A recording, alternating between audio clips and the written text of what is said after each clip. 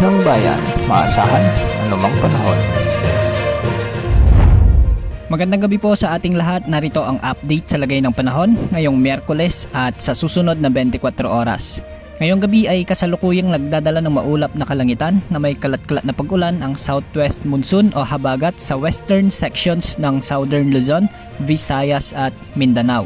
Kaya ngayong gabi ay asahan ang mga posibilidad ng mga pag-ulan dahil sa habagat sa bahagi ng Palawan, Occidental Mindoro, Romblon, Masbate, Visayas at sa malaking bahagi ng Mindanao.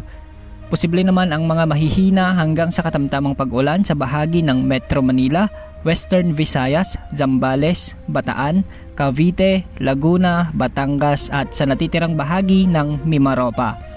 Posibleng magpatuloy pa ang mga pag-ulan sa malaking bahagi ng bansa dulot ng habagat hanggang sa susunod na linggo.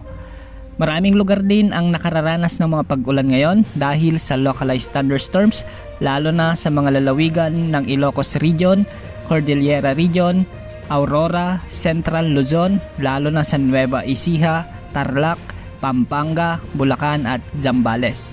Uulanin din ngayong gabi ang ilang bahagi ng Bicol Region. Sa Visayas, asahan naman ang mga pag-ulan sa kasalukuyan dahil sa mga localized thunderstorms ang ilang bahagi ng Masbate, Bohol, Cebu, Romblon, Samar at Leyte provinces kasama na ang ilang bahagi ng Negros Island region. Magiging makulimlim at may mga kalat-kalat na pag-ulan naman ang mararanasan sa kalangitan ng halos buong Mindanao, ngunit mas makararanas ng katamtaman hanggang sa malalakas na pag-ulan ang bahagi ng Compostela Valley, Surigao del Sur, Cotabato at Davao Oriental at ilang bahagi ng Davao Region.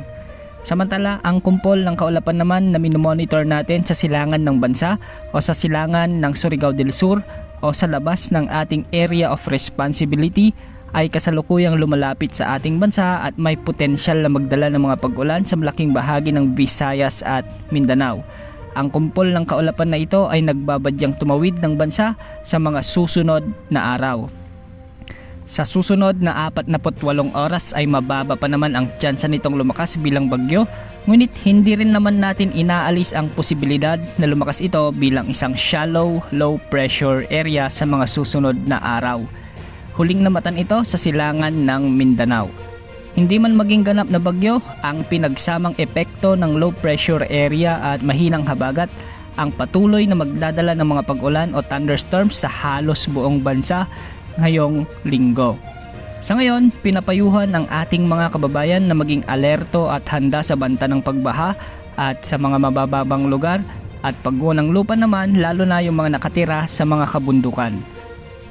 Wala ring nakataas na gale warning sa mga karagatang sakop ng ating bansa, kaya malaya ang mga mangingisda na pumalaot sa mga karagatang sakop ng ating bansa. Yan ang update sa lagay ng panahon. Ito po ang weather update ng bayan, maaasahan anumang panahon.